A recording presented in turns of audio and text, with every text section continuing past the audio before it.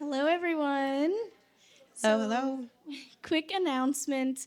I don't know if you guys have already seen it, but there are little tags on the bags where you can write your name so that way you don't get it confused with everyone else's bags because they all look the same.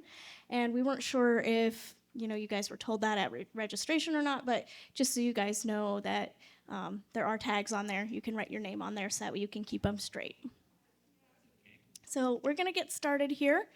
Um, I'm Kayla. And I'm Emily. And we're passionate about holistic wellness that real people with real lives can achieve. Together, we host the Good Enough Wellness podcast. It's a show that's obsessed with not being obsessed with health. Thank you for coming. Normally on a Saturday morning, we would be at Emily's dining room table, sitting across from each other with microphones in our faces, much like this. But now we're all going to talk to you. Yeah, so we're really excited to do that. We're actually recording this with video, so that way we can put it on our Patreon later for the listeners that weren't able to be here. Good plug.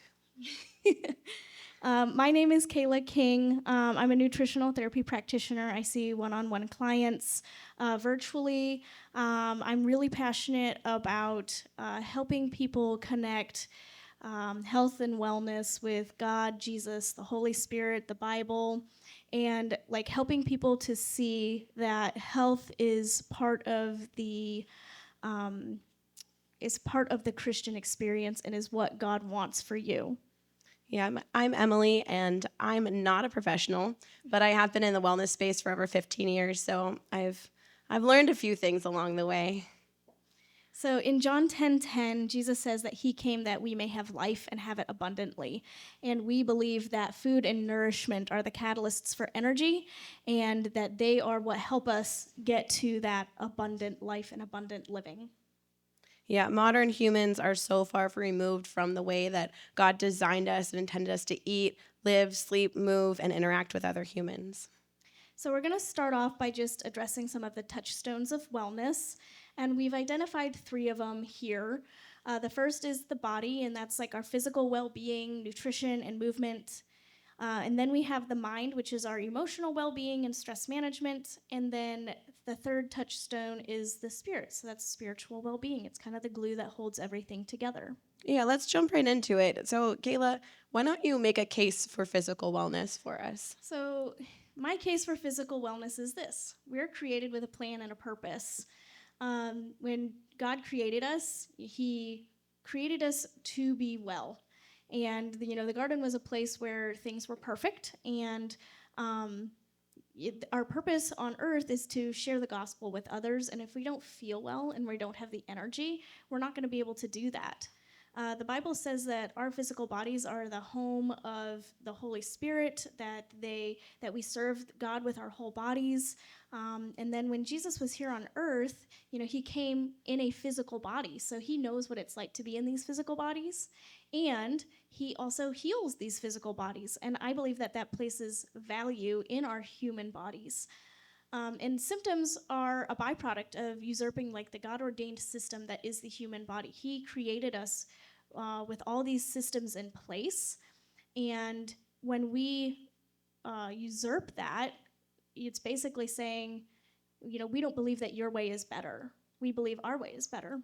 Yeah, and it's really hard to be the hands and feet of Jesus when you can't even get out of bed. Yeah. Yeah. So that brings us to the case for emotional wellness. And I think maybe this one gets forgotten a lot in the Christian circles because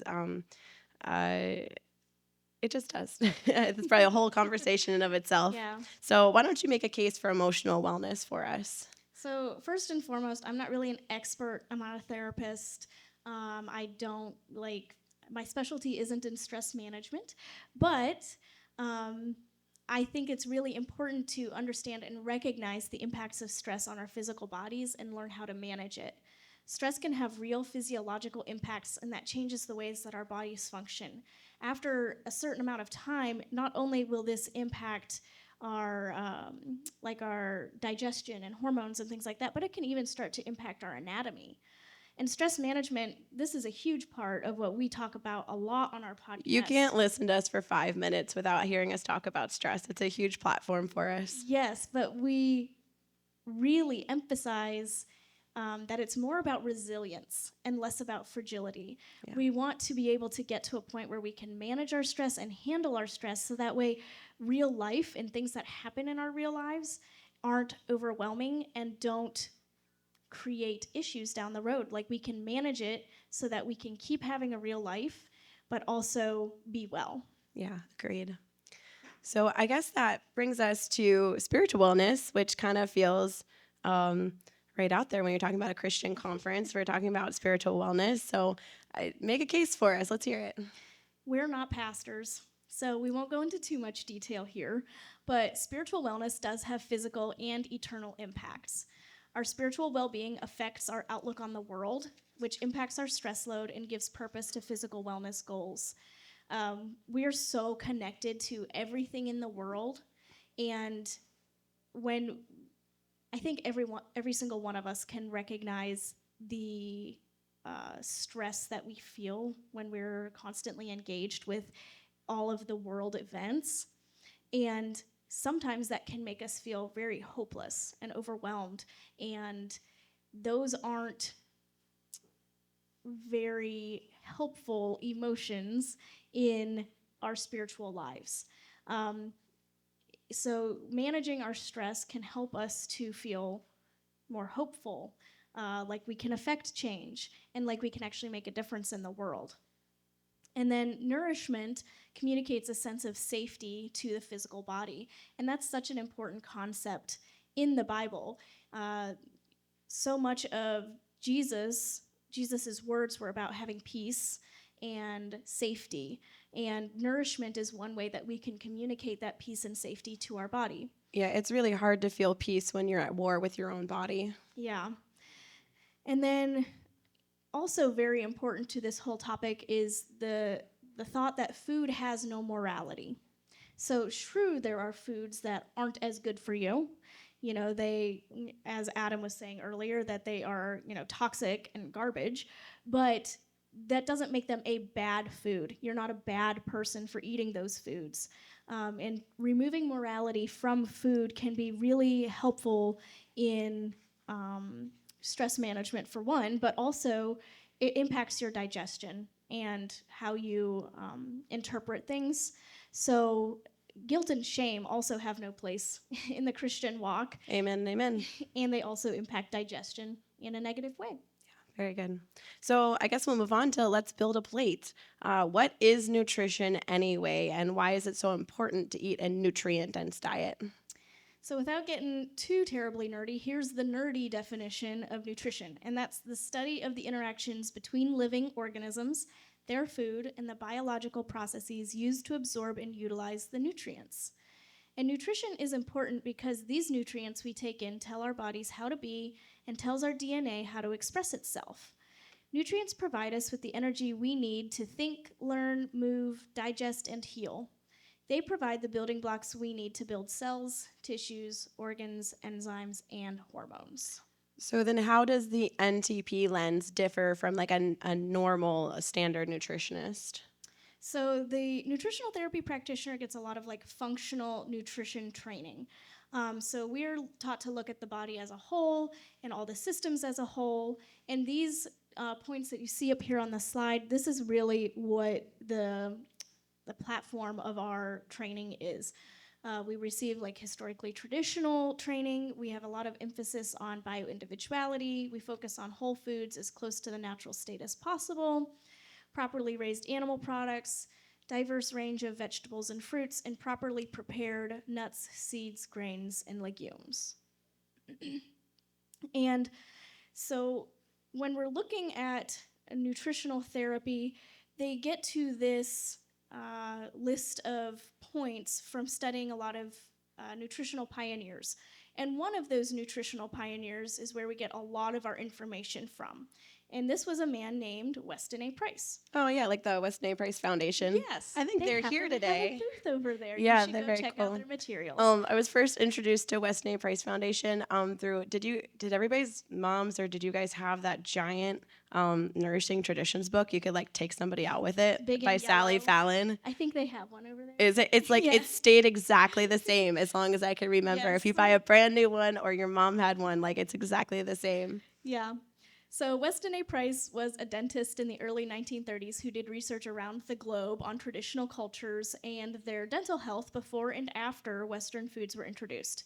He discovered that before Western foods were introduced, teeth were naturally straighter and palates were naturally wider, and this prevented diseases associated with those things. He also noticed lower rates of chronic diseases and inflammation, which he called diseases of civilization. Along with these discoveries, he noticed some key commonalities among these traditional diets. So from here, we're going to kind of compare and contrast the ideal traditional diet with the standard American diet, and we're going to identify those key commonalities among the ideal traditional diet that Weston A. Price observed in like uncivilized cultures. So the traditional diet was biologically appropriate. They all had animal proteins. There was a 1-to-1 ratio of fatty acids. They all ate like bones and connective tissues, whether that was through like broth or stock or cooking that down with the actual meat. They all ate a lot of high enzyme foods and local seasonal foods, properly prepared foods. They all had some form of unrefined salt. They were eating a variety of foods, anywhere from like 300 to 1,000 unique foods. They were all omnivorous with varying ratios of carbohydrate to fat, and all of these things combined really helped provide the cells with energy production. So there was a big emphasis on cellular energy with these foods. Yeah, it's so mind blowing to me the fact that they're eating 300 to 1,000 unique foods. And that's not like across all the traditional cultures. That's like one culture was eating that many different foods. That's crazy to me. It blows my mind every time. So that's in comparison to like the SAD diet or the standard American diet, where we're looking at it's biologically inappropriate. There's lots of highly processed, mass-produced foods, off-season foods that are shipped from other places around the world, emphasis on just a few cuts of meat, like ground beef, for instance, as opposed to eating the whole animal, or even sometimes vegetarian. High calories but devoid in essential nutrients, access to food that isn't really food at all, high unsaturated to saturated fatty acid ratios, somewhere to like 20-to-1, which is way off kilter to what it really should be ideally. And money talks when it comes to what studies show to be healthiest. It's always the studies now are always sponsored by whoever's looking for that specific information, and they have a very skewed result. And we're looking at like a 10 to 20 different unique foods in our diets today, which is a far cry from the 300 to 1,000. And now there's a huge push towards a plant-based diet, which is very different than the traditional diets that we view elsewhere. Yeah. So it seems like there's a pretty big disparity between these two. So how did we get from a traditional biologically appropriate diet that provides us with all the macros and micros that we need to where we are now, which is it's a standard American diet. It's designed to make us crave more and overconsume, and it's devoid of nutrients but high in calories, and it's really left us wanting. How did we get here? So, like most things, it doesn't happen overnight. So we've identified like 6 steps that lead to the standard American diet. And that first step was the agricultural revolution. And this introduced monocropping, not just like grains and vegetables and fruits, but also animals. Like we're raising all one type of animal in one area. And these kinds of practices strip our soil of nutrients, and which then makes the plants that grow from them have fewer nutrients, and the animals that eat those plants have fewer nutrients. And in addition to those things, it also lends toward disease.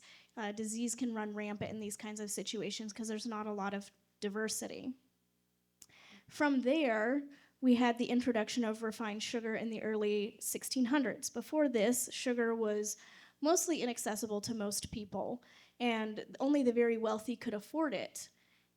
Whenever it became widely available, health issues really started to ramp up.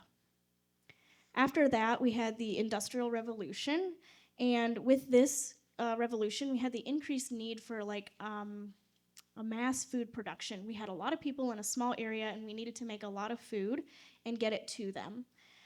This introduced a lot of illness because people were living on top of each other, and also they were getting these mass-produced foods that weren't necessarily safe, and machines started to take over some of the jobs that man was doing. So this was causing some like sedentary behavior where people weren't doing as much, and it also increased pollution and toxin load. And then this opened an opportunity for big food companies to start producing lots of food. And a lot of the corporate giants we see today were started during this time. And these companies have an interest in making sure that you continue to buy their foods. And so they are engineering foods that play on your God-given desires for certain nutrients, and they combine these flavors so that way you get hooked on them. You get addicted to them. Adam talked about that in his talk, and I was just like back there nodding. I was like, we're going to talk about this. Yeah. Scientifically, it's Yes. so impressive, but at what cost? Yeah. So these companies now have like the corner on the market, and they're sending out their advertising and their foods, and they are engineered to make you want them. And I got to transition. Did you get lost? I lost. Anyway, this is a lot of our podcasting too. Wait, what were we talking about?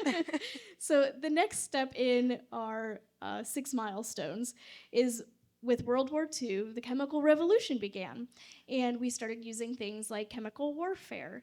And then after the war ended, we needed to use these chemical products for something other than war because we weren't at war anymore. And so we started making them into food products. That's a natural next step. Natural. But they're the predecessors also to things like pesticides, fertilizers, herbicides, and in addition to that, we were also sending all of our most nutrient-dense foods to soldiers on the front lines. So things like meat and butter were getting sent to those soldiers, which meant that we were needing to find products to replace that. So in comes margarine and hydrogenated oils, which are essentially toxic waste byproducts, but we needed something to replace those products we were sending to soldiers. And lastly, we have the digital revolution, which is where we are today. And we really don't know the full effects that this is going to have on our life, but we do know that we are more sedentary than ever. We sit to play, we sit to eat, we sit to socialize. And then there are early studies showing the effects of blue light and EMFs on our bodies. And in addition to this, social media is like creating a worldwide connection, which increases our suicide rates, and there's a decrease in meaningful human connection. And this can all play a significant role on our stress. We're more connected and more lonely than we've ever been in all of history, and it's crazy. We're starting to see the ramifications of that for sure. So it sounds like that could be a whole nother conversation. I think stay tuned. I'm sure we'll have an episode. But for now, how do we get from where we are all the way back to that traditional scope? So there's really no one-size-fits-all miracle cure. Sorry about that. But you're already doing one of the most important things that you could do for your health, and that's coming here, learning more about how your body is meant to work and how to support it with proper nutrition and movement. Yeah, and voting with your dollars. I think we already heard a lot about that today, so I probably don't need to go into details, but vote with your dollars by, going to the local farms and finding your local producers, and it's going to be more nutrient dense, and you're going to be telling the world what you want more of. Yeah. In addition to that, so like piggybacking right off of that, get to know your local farmers, like Green Heron Growers here. Mm-hmm. They are providing a lot of great foods in our area, and getting to know these local farmers tells them that you want more of their products, and also you have more nutrient-dense foods. Yeah, you could, going off of that, you could do it yourself. You could learn to hunt, learn to fish, forage. Those are all super great things, and all of those are like fun to do with your kids too. So make it a family affair. piggybacking right off of that, you could grow your own food. It's almost like we made this list to be like flow and be comprehensive. I actually don't know that I thought about it. I just was like, oh yeah, and It all goes together. yeah. And then, oh, go ahead. No, go ahead. You're Okay. talking about growing your own food. Oh, I think yeah, I was interrupted talking you. about growing your own food. So you could grow your own food, and this like connects you with your food and helps you to like connect with everything that you are working toward, and not only connecting with your food, but growing your own food means that you're getting in the dirt and you're getting the microbiome of the dirt, which is also really important for your immune system. Yep. And then after you grow that food, you can learn your own new recipes. Just because you had something once at your great aunt's house and it was mushy and gross doesn't mean you don't like it. I promise. Try new things. It's good for you. You can also like learn traditional recipes from your own heritage. There's some studies that are coming out that are saying that like if you're of a certain descent, you're going to be able to digest foods from that region a lot better. And so like learning a tradition from your own heritage can be really helpful, not in like aiding in your digestion, but also help you break out of that mold and maybe try some new foods. Yeah, and once you get bored of that, you can learn somebody else's traditional food. If there's somebody in your community, your little community who knows other cultures, like learn new things. It's great for your body and for your brain. You can learn a new food preparation method, which if you're sitting here, you're not learning about ferments, which we're really sad about. I'm sorry. But learning a new food preparation method like soaking or sprouting or fermenting can also be a really great way to increase your diversity of food and help with that digestion. Oh yeah, there's a reason why if any of your friends start sourdough, that's now their personality. It's like super fun and addicting. And of course, most of all, and I think this is where our whole platform stands, is finding joy in the journey and finding joy in your wellness and your nutrition. It will take you so much farther than all the information in the world will. Positioning your heart towards gratitude and joy is just setting yourself up for both wellness, spiritually, emotionally, but also physically. Your digestion is going to be a lot better if you're approaching your plate from joy and gratitude. Yeah. So let's transition now into some practical application. Like, what do we do with all of this knowledge? How do we build that nutritious plate? And we're going to fly through this because we've got I know. I was like looking at the clock and I was like, oh, no. Sweating. Yeah. I don't know if these slides aren't working. Don't look yet. Yeah. Close your eyes. Okay, so we're going to start with like an overview of macronutrients. And macros are all really important because we need them all like in balance for optimal blood sugar regulation. And if we have carbohydrates without any protein or fat, it can cause like a rapid rise in blood sugar, which then can cause a crash. So we want to be consuming all of these together. And just a quick overview of what they all like perform inside the body. Carbohydrates provide glucose, fiber. They aid in immune function, help in joint cushioning, and help with tissue growth. Protein are the building blocks for anatomy, and they're essential for hormones, enzymes, neurotransmitters, antibodies, and hemoglobin. And fats provide fuel, help build hormones, manage inflammation, and determine cell quality. And they also help to absorb your fat-soluble vitamins, which are A, D, E, and K.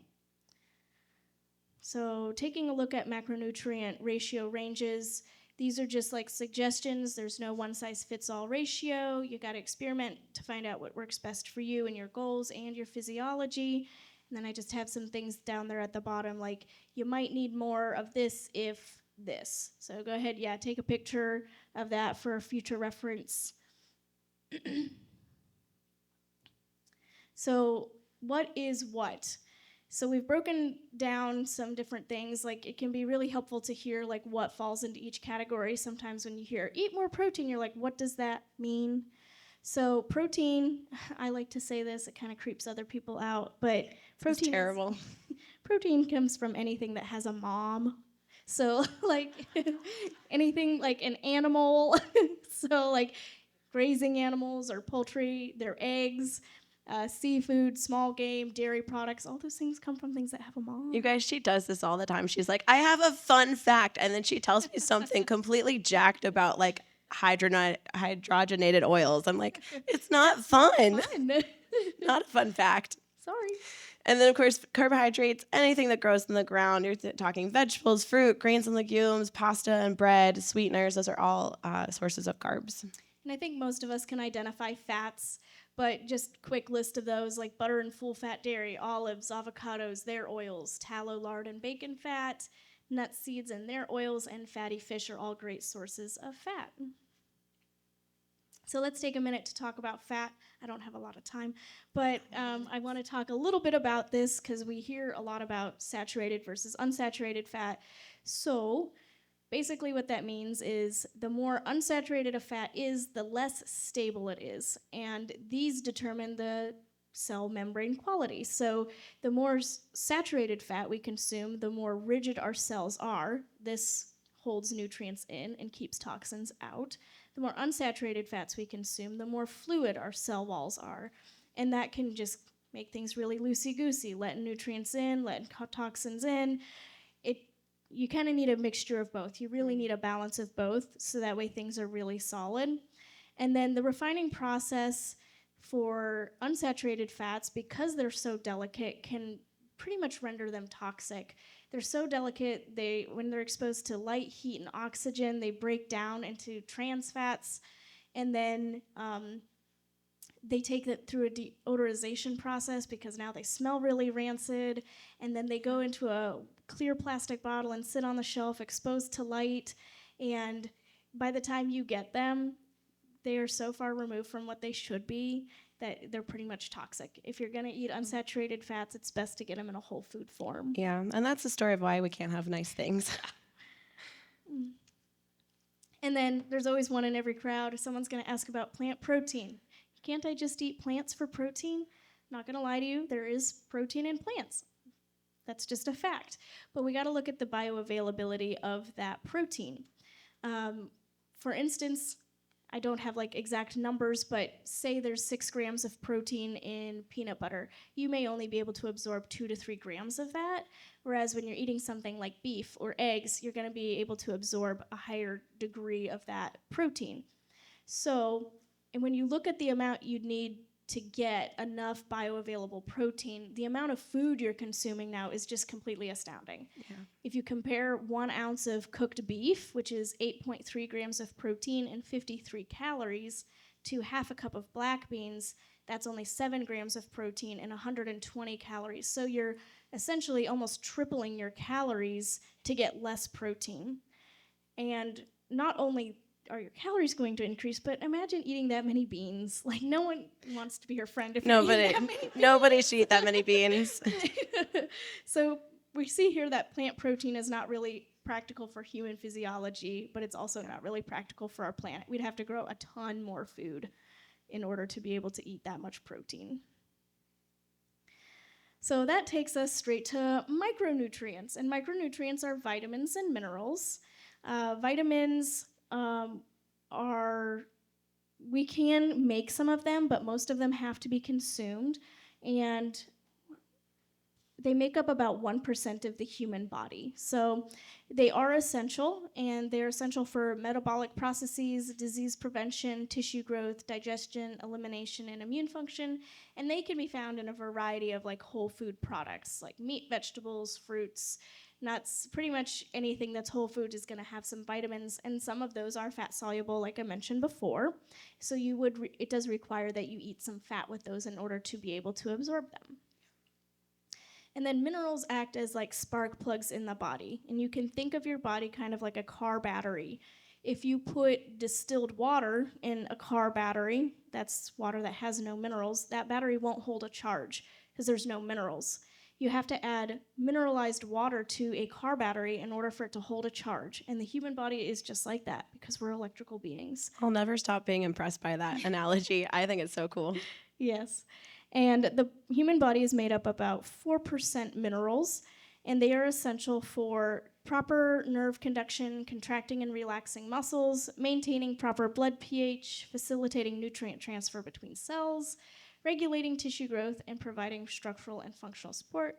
They can also be found in a variety of whole foods, and we need to have like cofactors for their absorption. So minerals all work together, and they interact with other things in the body as well that we need for their absorption. I don't remember if I said this at the top, but we cannot make any minerals. Did I say that? I don't know. I don't remember. I blacked out for a second.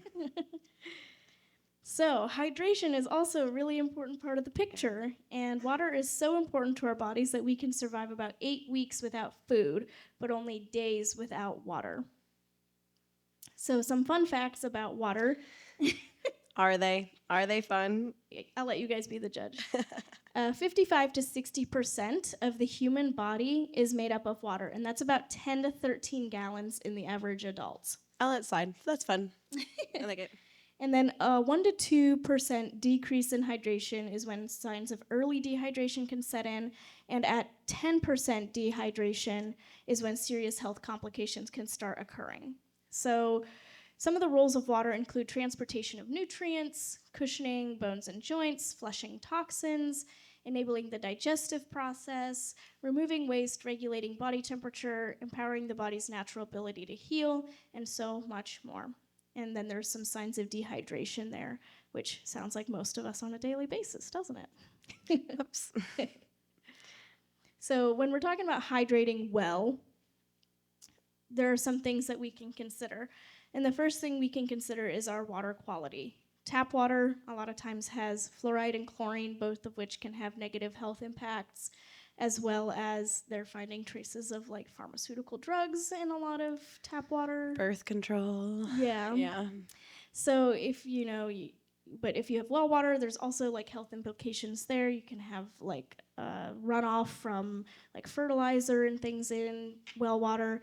So when we talk about water quality, I like to say try to get it from like a spring water source, because these are usually far enough removed from anything that's going to contaminate them, but also is going to still have some minerals in them.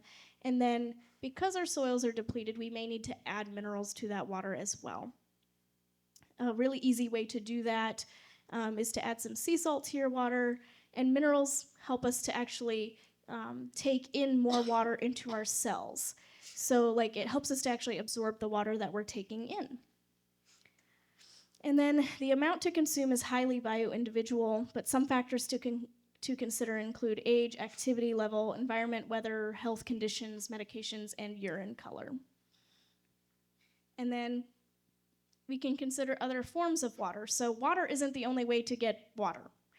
You can get water through milk or juice or hydrating teas or fresh fruits or vegetables, or even some dairy products like yogurt and cottage cheese also have a lot of liquid in them. These are all great ways to increase our hydration without necessarily increasing our water. So, making it yours. How do you take all this information and then figure out what to do for you and your body? You're such a tickle. Sorry. So sorry. It's just so good. So we can talk about 3 different ways to make it yours. We can choose a real food framework, which, think about these 4 categories when you're choosing real food for your real life. And ways to do that are to think variety, think locally, think seasonally, and think quality. Yeah. So, and then you want to focus on what you like first. So like if you like chicken and you don't like beef, well, then stick with chicken for a little bit while you work out your kinks. And you want to find the vegetables you like, find the fruits you like. You want to make it work for you. If breakfast is hard, find something that's not so hard on your stomach. It's just, it's those baby steps to kind of ease yourself into where you want to be. You can't run a mile right away. You got to kind of walk it first. Yeah. And then there may come a point where you do have to give yourself a little tough love. You might come to a point where you don't feel like eating what's best for you or like eating at all. And there's definitely times where you need to give yourself a break, because eating should not be stressful. But there are other times when you might need to parent yourself for your own good. Yeah, we talk a lot about parenting ourselves on our podcast. It's a really big theme because we need it sometimes. Yeah. Oh, I don't know why that slide is there. That should have been with the water slide. So these are other ways to make water better for you. Or great. or increase your hydration. Perfect. And then, so wrapping this up, there's a holistic approach that we can take to this whole thing. Food isn't the only input that matters to health. It's only one piece of the picture when it comes to wellness. And stress also impacts our physical health. We talked a little bit about that at the top. It impacts everything from our sleep to our digestion. It changes like the enzymes in our stomach, so that way, you might not digest food as well. Yeah, and I do stress. Yeah, I you got can do more on distracted. stress. Yeah. I did talk a little bit about it. Yeah. So we're Telling you, coming this is undone what it here. looks- Yeah, stress is super important to pay attention to. You can't digest well if you're stressed. I think everybody knows that. You could have a, stomach ache or whatever, and it's going to affect all areas of your life. So we talk a lot about, sometimes addressing your stress issues might be you need to reduce stress. Sometimes it means it's time for a career change. Sometimes it means like I'm going to pack my lunch before the night before, so I'm not stressed in the morning. But sometimes it's a lot more subtle to build that resiliency. Sometimes it looks like making sure you're hydrated, getting your minerals, getting your blood sugar regulated, all of those things. Yeah. Sleep also really plays a critical piece in the wellness puzzle. Sleep can impact all those same things. It can contribute to our stress load. It can impact hormones. Like when we're sleeping well and sleeping through the night, we release a hormone that helps us to feel full. Because if we're not getting enough sleep, we release a hormone that makes us hungry. And if you think about it, this makes sense because if you're not sleeping, then you need to get the energy from somewhere, and that is going to be from food. So it can also like lead to metabolic disorders because you're just eating and eating and eating because your body is like not telling you that you're full. Yeah. And of course, movement is a critical piece of the wellness puzzle. It's good for your heart, it's good for your muscles, it's good for your bones, and also our lymphatic system, which you guys should go listen to Jess's talk. I'm really excited for it. too. Our lymphatic system does not have its own pump like our muscle does. It relies on our movement to move lymphatic fluid, and your lymph is a huge factor in how well you're detoxing. So this is a really important thing to pay attention to. So yeah, we made it. We kind of flew through that. I was a little nervous. This is a lot of information. At first, we were like, I don't know how we're going to talk for that long. And then we sat down and we're like, oh, wait, how are we not going to talk for longer? Yeah. So thank you for joining us on this journey. We really appreciate each and every one of you coming here. And if you liked this, you'll love the Good Enough Wellness podcast, where we talk just like this every week. Just like this. Even with the, where was I? What's going on? Why are we here? Yeah, you can listen to it anywhere you find podcasts, and we would love to have you over there. Yeah, in your bag, there's actually a little postcard that has a QR code on it that you can scan with your phone. It'll take you right to our Patreon, and it has all the links on it. We love if you join our Patreon. We're trying to grow it. It's completely free. We're going to be streaming this video over there. So if you went, oh, I forgot to take a note about that, you'll be able to find it there. And of course, the lovely Kayla King is an NTP, and she has an amazing program and amazing help for you if you need somebody to hold your hand a little bit and get you some results that you're looking for and not flounder so much. Yes, I would love to. I would love to be in your corner and have your back. I love it. Do we have anything else on our docket? Do we want to see if there's any questions? Do we have time for questions? We have 3 minutes, I think. Oh, yeah. We'll take questions. Yeah. Mhm. Canola oil, stuff like that.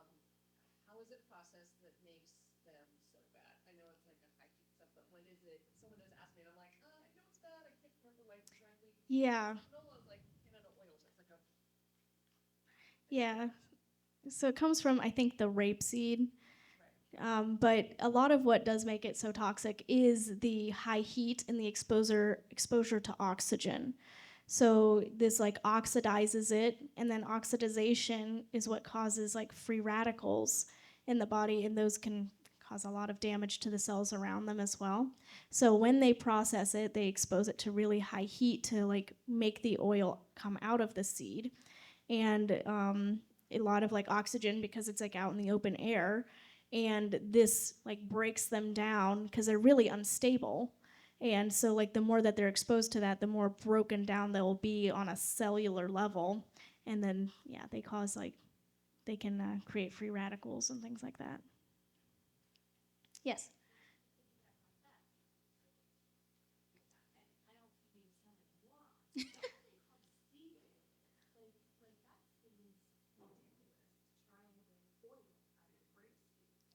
Well, there are oils in seeds, like a Yeah. sunflower seed has oil. You know, they're made up of some fat, and so when you press them and you crush them, and you can like extract some oil out of them, it takes a lot of them, so it's not very sustainable. And yeah, a lot of them do come from seeds, and it does seem ridiculous to try to get oils out of them. You're right. Like, but- why are we doing that when we can milk a cow and get butter? I don't get it. Right, like, yeah. Yeah. So if we're being told not to use that, Mm-hmm. what's a good option? Oh, I like this question. Don't. Yeah. Right. That's a great question. Let's get some do's, right? Yeah. So we love saturated fat. Saturated fat's a lot more stable.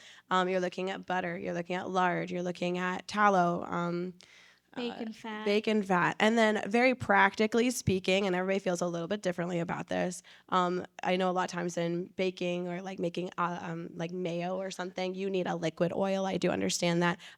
Me personally, I use avocado oil. It's just it's a good alternative if you need something that's a liquid, because I get it. You're trying to swap recipes and sometimes it doesn't work for a solid fat. But most of the time we're using a solid fat, like that has a mother, I guess. I don't know. Yep. Coconut oil We can be use great too. coconut Yep. oil, olive oil. Olive oil we try not to heat because it starts to break it down. It is an unsaturated fat, but it's one of those better for you unsaturated fats because it's only monounsaturated rather than polyunsaturated. I can get really nerdy about saturated It's fats. true. Like, I love that stuff. Sorry, guys. We actually talked about it in one of them, Intro to Macronutrients. Probably. We should And probably do a whole I one kind of though. went into a deep dive on the difference between saturated and unsaturated there. Gotta reel her back in. You can come talk to me anytime about it. I would say we're gonna be Email me. here. Catch me here. We're also Like- going to be here all day. We would love to talk to you guys. We love talking wellness and especially making it achievable and real life friendly and not dogmatic. Yeah. Do you want to go for like one more question? Do we have any more? Yeah, I don't. Sure. Yeah. So what advice do you have for like somebody stressed and needs to release it from like, oh, this is so overwhelming to change, or oh, I did fast food today. That's just how the day went. Like, Mm-hmm. you rolling with that without the next food. That's Do a you good wanna answer that? question. Yeah. So I love this saying. Do you guys know what's the best way to eat an elephant? What's the answer to that? One bite at a time. Yeah. And taking things slowly and not just, trust me, we've done a few pantry cleanouts in our day, but we've been around the block a couple times and we're here to say, like, don't go just throw out everything in your pantry. It's gonna be okay. And not to plug us again, I'm so sorry, but we did a podcast that was all about food decision funnel, and it's about how do you make decisions on what to put in your body. And just real quick, you always start with calories. Calories is the most important thing you need. So yeah, if you're out and it's like, hey, I'm not gonna be home until after this meeting, I need some nourishment. Hey, there's Taco Bell. Good for you, girl. Get some Taco Bell. Feed yourself. Get something in your body. That's important. And then after that comes macros. Then you can start, kind of playing with that. And then we're going to worry about the other stuff. So you want to take it slowly. Don't dive in. It's just going to make you more frustrated when you fail. If we have time, I'll just say that I would start with giving yourself some grace and just saying, like, I had to do what I had to do, and I'll make a better decision next time. Like, learn from your mistake. Yeah. Like, oh no, I am going to be out for 8 hours, so Yeah. I will. Okay, we're done. They're cutting us off. Cutting us off. Thank you so much. Thank you.